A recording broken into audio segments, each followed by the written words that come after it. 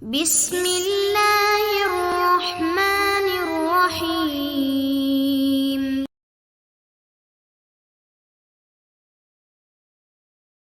Kita lanjutkan hadis 29, al-hadits at-tasi' wal 'ishrun an Abi Hirrin ghafarallahu lahu wa li ummihi qala naha Rasulullah sallallahu alaihi wasallam ay yabi'a hadirun libadin wa la tanajashu wa la yabi'u ar-rajulu 'ala bay'i akhihi wa la yakhtubu 'ala khitbati akhihi wa la tas'alu al-mar'atu talaqa ukhtiha litakfa'a ma fi ina'iha muttafaqun alaih wa li muslimin la yasumil muslim 'ala saumil muslim wa takfa taqlib.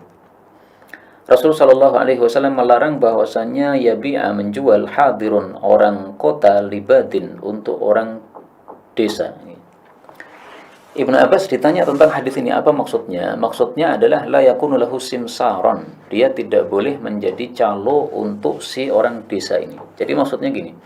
Orang desa dia bawa barang-barang yang dia panen dari desa, misalnya dia panen sayur-sayuran dari desa, dia bawa ke kota. Nah, maka orang kota tidak boleh menjadi calo untuk menjualkan barang-barang tadi. Kenapa? Karena kalau dia menjadi calo untuk orang kota tadi, harganya nanti jadi naik. Kalau harganya naik, maka maslahat untuk orang-orang pasar jadi kacau. Mereka semestinya dapat harga murah, gara-gara ada calo ini, mereka jadi tidak mendapatkan harga yang murah. Maka larangan di sini, kenapa dilarang? Itu sebabnya adalah limaslahatil mushtari.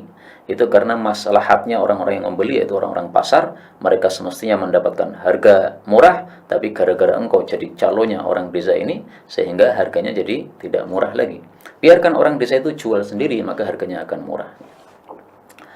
Nah, ini hadis ini saya akan kaitkan dengan hadis yang lain ya, karena dua masalah ini biasanya sangat berkaitan. Rasul Shallallahu Alaihi Wasallam bersabda, la talaqqul jalab, atau naha Rasulullah sallallahu alaihi wasallam an talaqqil jalab. La talaqqul jalab, janganlah kalian itu mencegat orang-orang desa yang membawa dagangan. Nah, kalau ini beda lagi. Orang desa bawa dagangan dari desa dibawa ke kota. Belum sampai ke kota atau belum sampai ke pasar kota sudah dicegat di tengah jalan. Kemudian kita kulak dari mereka. Nah, di sini dilarang oleh Nabi Shallallahu Alaihi Wasallam. Apa sebab larangannya? Kalau yang pertama tadi larangannya sebabnya adalah karena maslahat orang-orang pasar. Kalau di sini adalah larangannya karena maslahat si penjual, maslahat si orang desa. Karena orang desa ketika dia belum sampai ke pasar, dia belum tahu harga pasar. Sehingga kalau dia dicegat di tengah jalan, dia bisa saja terjerumus pada kerugian. Yaitu dia ditawar dengan harga yang sangat murah, sangat rendah, dia nggak paham. Begitu dia lepaskan barangnya, ternyata dia baru tahu bahwa itu harganya terlalu murah. Maka di sini dilarang oleh Nabi SAW untuk maslahat si penjual, yaitu orang desa tadi. Tapi masalah ini memang khilafiyah ya. Zaman sekarang kan orang desa pun meskipun di desa dia sudah tahu harga pasar. Cari di internet misalnya ya, Pak Tani bawa laptop kan sudah biasa ya. Bahkan semua orang mungkin sudah bawa HP sekarang, sudah bisa mengetahui harga-harga meskipun dia di dalam rumahnya. Nah, maka sebagian ulama membolehkan hal itu dilakukan, mencegat di tengah jalan apabila sudah tidak ada sebab menipu kepada si pembeli ini ya, kepada si penjual, karena si penjualnya sudah tahu harga pasar sehingga dia dicegat pun nggak masalah. Bahkan kalau saya lihat orang-orang dari desa itu mereka lebih senang di tengah jalan dicegat, sehingga dia tidak perlu repot-repot ke pasar, sudah ada yang mengambil barangnya sehingga dia tinggal terima duit. Bahkan sekarang biasanya malah orang-orang desa tidak perlu datang ke kota lagi, justru orang-orang kota yang sudah hafal mana orang-orang yang suka membawa barang ke pasar, malah sudah didatangi ke rumah-rumah mereka. Alhamdulillah kalau begitu. Karena kalau datang ke rumahnya orang desa ini bukan termasuk mencegat, ini nggak ada masalah. Baik, kembali ke sini. Maka Rasulullah Shallallahu Alaihi Wasallam dalam jual beli ini sangat memperhatikan maslahat umum ya, maslahat orang-orang pasar, juga memperhatikan maslahatnya si penjual. Jangan sampai penjual itu ditipu oleh orang-orang yang ingin menipu.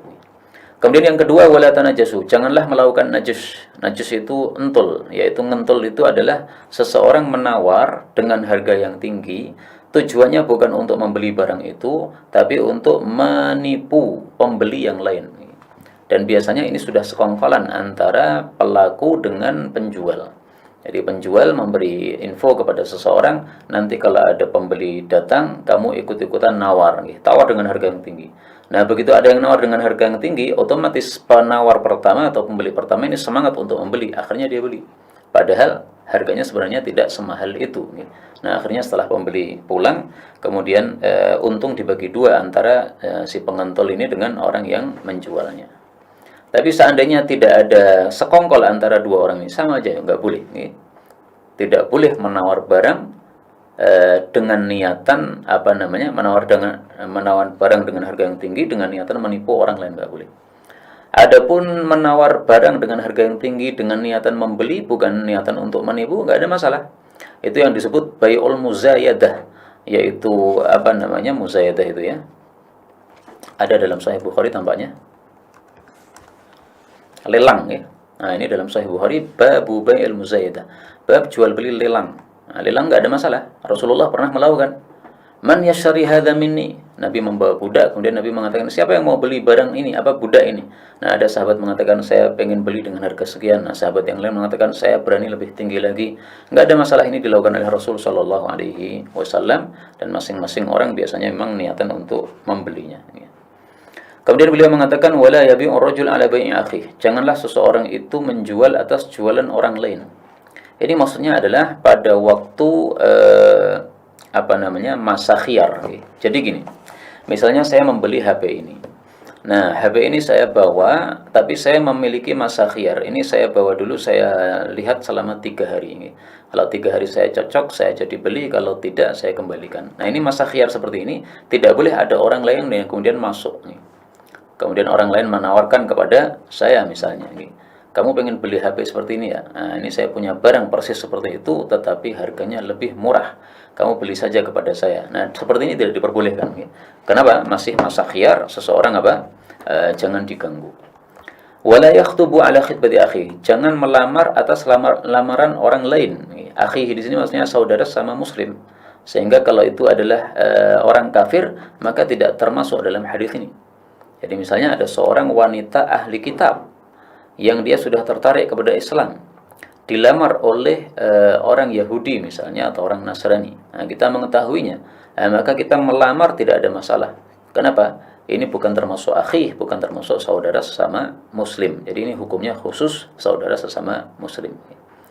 Masalah wanita yang sudah dilamar orang ini sudah kita bahas kemarin, tapi saya ulangi supaya lebih jelas lagi, bahwa kalau wanita yang sudah dilamar itu sudah setuju dengan lamaran itu, maka tidak boleh orang lain untuk melamar.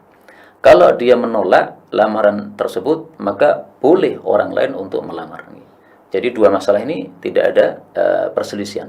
Nah, yang jadi perselisihan adalah bagaimana kalau wanita yang sedang dilamar ini dia belum memberikan jawaban. Dia belum memutuskan apakah menerima ataukah menolak. Nah, disinilah terjadi perselisihan pendapat di antara para ulama. Ada yang menyamakan dengan la yabi'ur rajul ala bai'i akhi.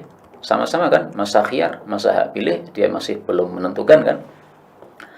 Akan tapi kalau menurut Imam Malik rahimahullahu taala seperti itu tidak ada masalah, karena yang dilarang menurut Imam Malik adalah yaitu kalau sudah ada kepastian penerimaan dari wanita tadi, sebagaimana nanti kalau mau dicari dalam Muwatta Imam Malik, kata kuncinya adalah tarkanu. Saya tulis sekalian di sini Muwatta Malik, tarkan. Nah, di sini Imam Malik mengatakan bahwa makna la yakhtub ahadukum ala khitbah akhi itu adalah ay yakhtubur rajulul mar'ata fatarkan ilaih. Seorang laki-laki melamar wanita, kemudian wanita itu cenderung kepadanya, maksudnya setuju dengan lamaran tadi, wa yattafiqani ala sadaqin wahidin ma'lum. Akhirnya sudah sepakat maharnya berapa. Wa qad taradaya, sudah sepakat dua-duanya sudah setuju dengan mahar yang disyaratkan tersebut.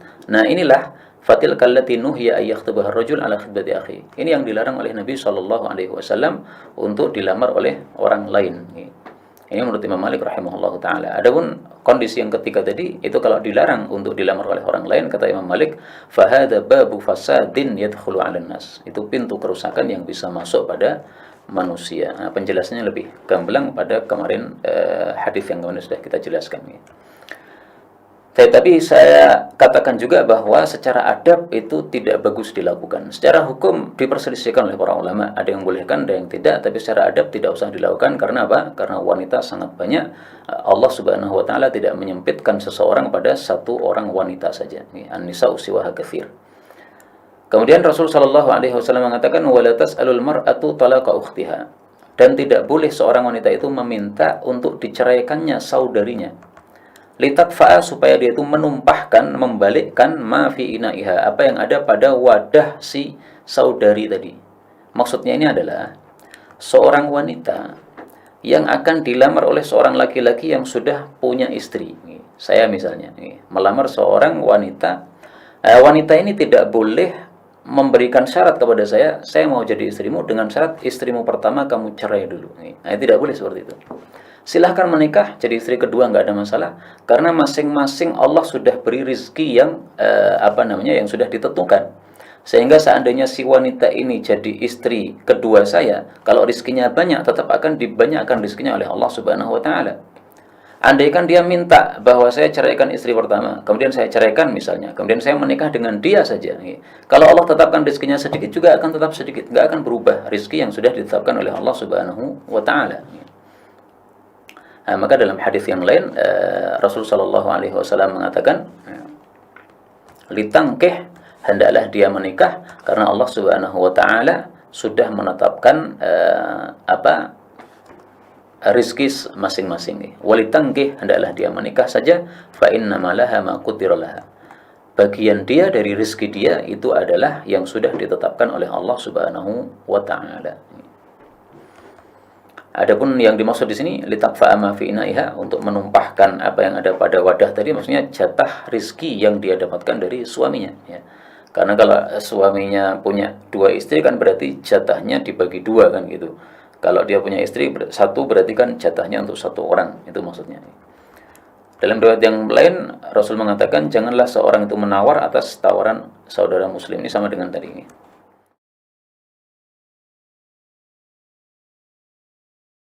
تقبل منا إنك أنت السميع العليم وتب علينا إنك أنت التواب الرحيم. اللهم نحمدك حمدا شاكرين حمدا ناعمين حمدا يوافي نعمه يكافئ مزيدا. يا ربنا لك الحمد ولك الشكر كما ينبغي لجلال وجهك الكريم ولعظيم سلطانه. اللهم صل وسلم وبارك على رسولك الكريم نبينا محمد وعلى آله وصحبه أجمعين. اللهم اجعلنا من أهل القرآن waj'alil Qur'ana sahiban lana fid dunya wa syafi'an lana fil akhirah. Ya Allah, jadikan kami termasuk ahli Al-Qur'an. Jadikan Al-Qur'an sebagai sahabat kami di dunia, syafaat bagi kami di akhirat. Allahumma nawwir ya Allah qulubana binuril Qur'an. Ya Allah, sinari hati kami dengan cahaya Al-Qur'an. Wa nawwir akhlaqana binuril Qur'an. Ya Allah, sinari akhlak kami dengan cahaya Al-Qur'an. Allahumma nawwir hayatana binuril Qur'an, a'ilatana binuril Qur'an, quburana binuril Qur'an. Ya Allah, sinari kehidupan kami dengan cahaya Al-Qur'an. Sinari keluarga kami dengan cahaya Al-Qur'an. Sinari alam kubur kami kelak dengan cahaya Al-Quran. Allahumma ya arhamar rahimin, taqabbal minna jami' amalina salihah. Ya Allah, mohon terima seluruh amal kami, jadikan itu saleh dalam pandangan-Mu ya Rabbal Alamin. Rabbana yassir lana wa la tu'assir alaina. Ya Allah, mudahkan semua urusan kami, jangan berikan kesulitan pada kehidupan kami. La tada'lana fi maqamina hadha dhanban illa ghafartah. Jika ada pendosa hadir di ta'lim ini, jangan biarkan dia meninggalkan tempat ini ya Allah, kecuali Engkau telah ampuni segala dosanya. Wala hamman illa farajtah. Jika ada yang tengah gelisah, jangan biarkan dia meninggalkan majlis ini kecuali Engkau telah tenangkan keadaan hatinya. Allahumma wala maridan illa syafaitah. Jangan ada ya Allah orang sakit di tempat ini kecuali Engkau sembuhkan penyakitnya. Allahumma ya Allah, Allahumma ya Allah, Rabbana atina fid dunya hasanah wa fil akhirati hasanah wa qina adzabannar. Bifadlika subhana rabbika rabbil izzati amma yasifun. والسلام على المرسلين وآخر دعوانا سبحانك اللهم وبحمدك أشهد أن لا إله إلا أنت نستغفرك ونتوب إليك والحمد لله رب العالمين ثم السلام عليكم ورحمة الله وبركاته.